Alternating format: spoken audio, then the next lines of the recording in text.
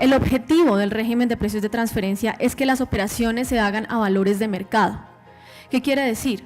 Que usted, como contribuyente del impuesto sobre la renta y complementarios, no erosione su base gravable por medio de las operaciones que usted tiene con vinculados económicos del exterior, domiciliados en zonas francas o con personas naturales o personas jurídicas domiciliadas en paraísos fiscales. No necesariamente tienen que ser sus vinculados económicos. Ahora, en un segundo punto, voy a hablarles del principio de plena competencia o la razón de ser del precios de transferencia. Y es, el principio de plena competencia se basa en el hecho de que cuando usted tiene una operación con sus vinculados económicos, estos deben ser muy parecidos a las operaciones que compañías en condiciones similares, pero compañías independientes entre sí, pactan las condiciones de la transacción. Es decir, no tienen, bajo la misma situación, tienen una remuneración diferente, pues entonces en principio usted estaría en un problema de precios de transferencia, porque lo que usted quiere demostrar es que su operación es muy parecida a lo que harían compañías independientes en la misma situación en la que usted se encuentra. Este es el principio de plena competencia, el valor de mercado. El valor de mercado lo dan las compañías independientes que tienen transacciones similares, y uno, en el análisis de precios de transferencia, lo que tiene que hacer es compararse con esas compañías que tienen operaciones independientes y decir, estoy bien, estoy mal. Eso se tiene para saber si está obligado o no a presentar documentación comprobatoria. Tiene que hacerse una revisión de las operaciones que tiene con sus vinculados y revisar si los montos que tienen con sus vinculados pues superan los topes establecidos en la norma. Si lo supera, está obligado a la documentación. Por eso es muy importante que se verifique de manera juiciosa cuáles son las verdaderas obligaciones de precios de transferencia, porque entre otras cosas, la omisión, la no presentación de las obligaciones con respecto al calendario tributario, con respecto a sus fechas de vencimiento, generan sanciones que, si uno las mira dentro de todo el tema tributario, pueden considerarse onerosas, pueden considerarse bastante onerosas. Bueno, eso es básicamente lo que les quería comentar a grandes rasgos en qué consiste el régimen de precios de transferencia. Tiene tanto de largo como de ancho, pero eso es lo más importante que ustedes deben tener en cuenta para que podamos entender cómo está afectando la reforma tributaria al régimen de precios. Lo primero es que cuando usted tiene una operación con su vinculado económico, usted en la mayoría de casos lo que tiene que hacer es organizar la información financiera. Esa información financiera puede verse afectada, por ejemplo, si usted tiene varias actividades de su compañía y hay una actividad que es de distribución, la otra es de manufactura, y por ser diferentes dentro del régimen se tiene que analizar de manera separada. Cuando usted tiene que hacer esa separación de su información financiera, se lo denomina estados financieros organizados o segmentación de la información financiera. Como les comentaba, dentro de las dos obligaciones que hay en precios de transferencia, una es la documentación comprobatoria o estudio. Resulta que como los precios de transferencia vienen de los lineamientos de la OCDE y la OCDE está preparando todos los documentos BEPS, pues obviamente precios de transferencia no es de excepción, está claramente afectado por toda la documentación BEPS. Y la acción 13 de BEPS es la que más está influyendo en este caso para hacer los cambios en la documentación comprobatoria. Los cambios que vemos en la documentación comprobatoria son el informe maestro y el informe local. El informe maestro, ¿qué es? Pues es información relevante para el grupo multinacional. Y el informe local son pues información local de la compañía, sus transacciones habituales, etcétera. Yo quisiera hacer como una reflexión con respecto a estas modificaciones, y es la siguiente. Pues ustedes se dan cuenta que como está escrita la norma, es bastante general la explicación de lo que debe tener este informe maestro y este informe local. Pues en principio requeriríamos un decreto que nos permita tener claridad sobre qué se considera relevante para el grupo multinacional, porque así como está, pues para mí puede ser una cosa, para usted puede ser otra, y igual los dos son válidos, porque no hay una escala que le permita decir esto es relevante o no. La pregunta obligada es: ¿cuándo se tienen que presentar estos informes? ¿Se tienen que presentar a partir de ahora? es decir, año grabable de 2016 presentado en 2017 o año grabable de 2017 que se presenta en 2018. Pues bien, esa pregunta es un poco complicada de responder porque hay dos posiciones. Como todavía no está el decreto que nos dice realmente cuándo es, ni cómo se hace, ni qué tiene que tener. Entonces, básicamente las personas lo que están diciendo es, pues como viene por la acción 13 de BEPS, la acción 13 de BEPS adicionales a estos dos informes trae un informe macro y muy robusto que se llama informe país por país. Y ese informe país por país sí está reglamentado y dice que se tiene que empezar a hacer a partir de este año. Pero estos dos informes no carecen de esa aclaración, entonces las personas dicen, pues como vienen de la misma fuente, se podría entender que tendrían que presentarse este mismo año. Otros dicen que no, que definitivamente está ligado a la declaración de renta 2017, por lo tanto se debe aplicar a la documentación comprobatoria que se presenta en el año 2018. Estamos en esa dicotomía en este momento. El informe país por país. Este informe, como les comentaba, es un informe muy robusto, es una obligación bastante complicada de cumplir. Aunque hay una cosa positiva y es que no todas las compañías que tienen precios de transferencia o documentación comprobatoria tienen que presentar el informe país por país. Sí sucede con los dos informes anteriores, o así da a entender la norma, que si usted tiene documentación comprobatoria necesariamente tiene que incluir esos dos informes en la documentación. Pero este es un tema particular y básicamente habla de la asignación global de ingresos e impuestos pagados por el grupo multinacional.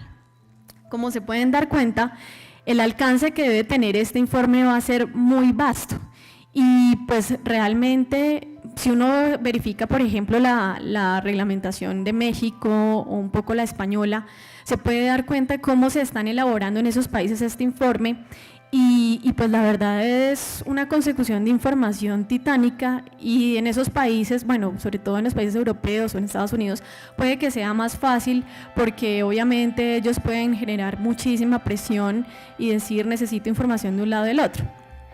¿Quiénes son los obligados a presentar el informe país por país? Primero son las entidades controlantes. Tienen que residir en Colombia, tienen que tener empresas filiales en el extranjero, no pueden ser subsidiarias de otra compañía en el extranjero, tienen que presentar y revelar estados financieros consolidados y es que tienen que tener ingresos contables superiores a los 81 millones de VTs, que son como 2.4 billones de pesos, es bastante alto. Y luego viene el literal C que les estaba comentando, que son entidades residentes en Colombia que pertenecen a un mismo grupo multinacional. Resulta que si todas las compañías del grupo en Colombia superan o son iguales tienen ingresos iguales o superiores al 20% de los ingresos consolidados del grupo, ya ahí cumplen con el primer requisito para estar como grupo obligados a presentar ese informe país por país. Si se dan cuenta, eso no es tan complicado. La matriz que la matriz de ese grupo no presente el informe país por país y por último, que consolidados como grupo tengan unos ingresos superiores a los 81 millones de VTs, que son los 2.4 billones de pesos. En ese orden de ideas, uno se puede dar cuenta que no, o sea, sí es difícil, pero no es tan imposible que los grupos como grupos estén obligados a presentar ese informe país por país y que tengan que ver cuál compañía de ese grupo va a ser el obligado a presentar ante la DIAN este informe. Recuerden que este sí dice expresamente que se tiene que presentar a partir de este año. Bueno, el régimen de precios de transferencia está muy ligado con el tema de paraísos fiscales. Ahí está tachado el nombre paraísos fiscales porque básicamente el régimen lo que hizo fue cambiarle el nombre a jurisdicciones no cooperantes y de baja o nula imposición y régimen tributario preferencial. Entonces ahora todo eso es lo que antes conocíamos como paraíso fiscal. Entonces cogen el régimen, el de paraíso fiscal, y lo dividen en dos: en las jurisdicciones no cooperantes y de baja y nula imposición y en las de régimen tributario preferencial. ¿Cuáles son los criterios que se tienen que cumplir? Básicamente comparten los mismos criterios, sino hay una pequeña diferencia en el de preferenciales que hablan del ring fencing. Y hablan de la inexistencia de tipos impositivos o la existencia de tipos nominales sobre renta bajos en comparación con Colombia, la carencia de un efectivo intercambio de información, la falta de transparencia a nivel legal, la inexistencia de una presencia local sustantiva, es decir, si es una empresa que es como una carpeta en una oficina de abogados que no tiene mayor movimiento, pero por arte de magia compra y vende grandes cantidades de carbón, pues eso llama bastante la atención. Y por supuesto siempre está referenciado a regímenes internacionales. Con respecto al ring fencing, son zonas especiales de tributación, puede ser dentro de un país que no es paraíso fiscal, pero esa zona especial tiene un régimen de tributación donde los no residentes de esa jurisdicción pueden hacer parte de ese régimen y pueden disfrutar sus beneficios tributarios. Eso es básicamente el ring fencing. Entonces, a simple vista, ustedes pueden ver, bueno, es mucho más fácil que se puedan catalogar jurisdicciones como no cooperantes que se puedan catalogar regímenes como tributarios preferenciales. Pero esta norma tiene un punto muy interesante y es el siguiente. Resulta que si ustedes se revisan la norma a profundidad, las jurisdicciones no cooperantes son muy parecidas a lo que nosotros veíamos antes como paraíso fiscal. Entonces, ahí dice expresamente la norma que el gobierno va a emitir una lista donde van a decir cuáles son las jurisdicciones que se consideran como no cooperantes y bajo nula imposición, y que con base en eso pues se deben tomar las decisiones de precios de transferencia. Para el régimen tributario preferencial lo que dice es, el gobierno podrá emitir una lista donde diga cuáles son los regímenes tributarios preferenciales. Esto lo que nos lleva a pensar es, bueno, como veníamos manejando el tema de paraíso fiscal, la lista de países de paraíso fiscal que estamos utilizando hasta ahora podría seguirse aplicando bajo este nuevo ítem de jurisdicción no cooperante, y en ese orden de ideas pues no habría mayor cambio, sino simplemente un tema del cambio del nombre. Pero ¿qué pasa con los regímenes tributarios preferenciales? Hay unos detractores, y digamos dentro de los que yo me incluyo, es que no se puede seguir aplicando la normativa de paraísos fiscales como venía, porque esto es un tema completamente nuevo, donde no están enfocados en una jurisdicción o territorio, se están enfocando, como su nombre lo dice, en un régimen. Entonces, el hecho de que esto no tenga una reglamentación, que no sea obligatoria la reglamentación, porque como está escrita la norma no es obligatoria, entonces esto podría llevarse a un punto que podría convertirse en algo bastante abusivo, porque si no se reglamenta, pues obviamente queda a discreción de los conocimientos y la voluntad del funcionario. Y otra posición dice, bueno, si se reglamenta, lo que pasa es que un régimen tributario preferencial pueden haber tantos que abarcar una lista de eso pues realmente sería casi que imposible. Entonces, si se hace una lista, lo que haríamos sería el efecto contrario de cortar la capacidad de la DIAN para determinar qué es un régimen tributario preferencial, y de verdad dejar por fuera regímenes que sí deberían tenerse en cuenta para que sus operaciones pasen por el régimen de precios de transferencia. Eso es un tema abierto, todavía no se ha concluido, pero básicamente esos serían los efectos importantes que hay en cuanto al régimen de paraísos fiscales. Algo bueno y algo nuevo en cuanto a esto es que ahora los pagos que usted le hace a un paraíso fiscal, antes, si usted lo hacía a un vinculado o no vinculado económico, igual tenía que presentar una documentación comprobatoria o estudio donde detallara activos, funciones y riesgos de la compañía que está en el paraíso fiscal o la persona natural del paraíso fiscal para justificar el porqué del pago desde aquí de Colombia. La norma cambió y dice, bueno, ahora solamente si usted es vinculado, tiene que pasar por todo el proceso de, en la documentación comprobatoria, explicar activos, funciones y riesgos de la compañía de afuera para demostrar el porqué del pago desde aquí de Colombia. Eso es algo positivo. El tema de costos y deducciones siempre ha sido un tema que genera muchísimo debate en precios de transferencia, porque hay una cantidad de artículos que dice que si usted aplica el régimen de precios de transferencia, puede tomar como deducibles ciertos costos y deducciones que de lo contrario no podría. Menciona en el artículo 35 que habla de las deudas por préstamos entre sociedades y socios que generan intereses presuntos. Hablan del artículo 90, que es la determinación de la renta bruta en la enajenación de activos.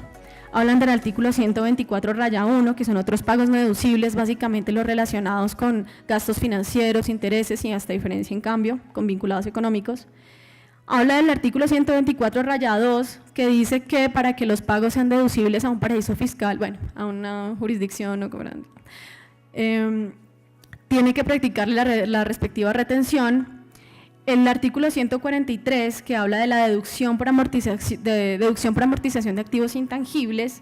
Estos, si ustedes ven estos artículos, en principio, si usted no aplica el régimen, pues tendría que aceptar no deducirse los costos y gastos asociados a esos artículos. Pero se supone que si usted aplica el régimen, ya los puede tomar. Esto es bastante cuestionado porque, por ejemplo, el 124-2, que es el que está asociado con las retenciones en la fuente. Un señor me preguntaba la vez pasada, entonces, ¿cómo así? Si yo hago el régimen, si yo paso la operación por el régimen de precios de transferencia, ¿no tendría que hacer la retención al pago al paraíso fiscal o algo así? Y pues como está escrita la norma, realmente no está muy bien escrita, se presta para ese tipo de interpretaciones y por supuesto pues es algo que no procede. Obviamente yo le diría, tiene que practicar la retención para que usted pueda decir ese pago, pero básicamente la norma se presta para que existan este tipo de confusiones. Tendríamos que revisar caso por caso para revisar hasta qué punto el régimen de precios de transferencia realmente le colabora para que usted sí pueda tomarse esos gastos y costos como deducibles, porque no siempre es la mejor, no siempre le resulta. Digamos, para usted hacer un análisis de precios de transferencia tiene que seguir una metodología que es bastante enredada y si finalmente esa metodología le resulta que usted tiene un problema de precios de transferencia, pues igual tampoco se lo puede deducir. Bueno, un cambio importante es que ya usted, antes como estaba la norma escrita, solamente los que presentaban documentación comprobatoria podían tomarse esos costos y gastos como deducibles.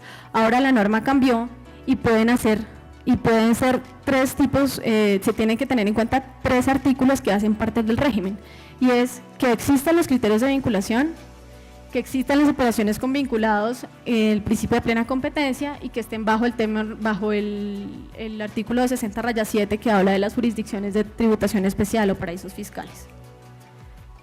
Entonces en este sentido es más amplio, abarcan más las empresas que podrían usar el régimen de precios de transferencia para poder tomar esos costos como deducibles.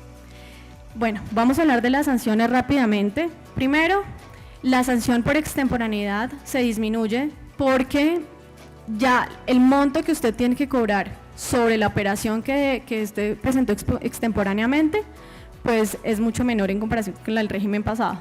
Algo bueno es que las sanciones por extemporaneidad, las sanciones por corrección, las sanciones por extemporaneidad y por inconsistencias no están reflejadas en las sanciones que se llaman sanciones que se pueden tomar de manera reducida. Entonces, las sanciones que se pueden tomar de manera reducida, pues no tienen mayor cambio. Y las sanciones que no están en ese artículo que se pueden tomar de manera reducida, ahora, como está escrita la norma, se puede optar por reducirlas por medio del artículo 640, que dice que puedes reducir hasta el 50% de tu sanción si si no tienes problemas, si no has tenido ciertos temas de reincidencia por problemas de precios de transferencia y demás. Eso es como lo más importante en cuanto a sanciones. Bueno, la sanción por corrección en el estudio, antes no se podía corregir voluntariamente, es decir, si se corregía voluntariamente era bastante gris la zona, no se podía determinar con facilidad cuál era la sanción, porque la como estaba la norma escrita, decía que usted podía corregir únicamente después del pliego de cargos. Ahora lo que dice es, bueno, ahora si usted lo hace voluntariamente, la sanción va a ser menor que si usted lo hace después de que le llega el pliego de cargos, la corrección de la documentación comprobatoria. Bueno, los acuerdos APA son los acuerdos anticipados de precios, es un tema que en Colombia no se ve mucho, realmente no es muy común, y básicamente es que usted se pone de acuerdo con la DIAN y dice cuáles serían las condiciones que usted va a tener en las operaciones con sus vinculados y le asegura que las va a mantener en el tiempo. Antes eran pues normales, estaban bajo los términos de firmeza generales normal, que eran 2 años, ahora son 3, pero si estás bajo el régimen son 6 años.